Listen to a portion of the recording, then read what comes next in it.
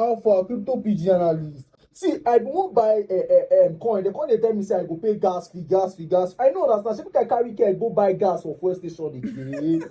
How far my people, how that day? Oh, this guy question they make me laugh. I know say well, many people don't they wonder say wetin be this gas fees, gas fees. Gas fees no be fuel and no be kerosene, no be something you go buy with car. Gas fees be like normal bank charges wey bank dey charge you on every transaction wey you do on your back. Na the same way this crypto transaction to get your own fees wey dem dey charge if you wan do any transaction on top the blockchain. Shey you dey get my point? So no, if dem talk, if you dey hear gas fees, no think say na one gas or one petrol wey you wan go buy. You no go burn your house, no go burn your laptop.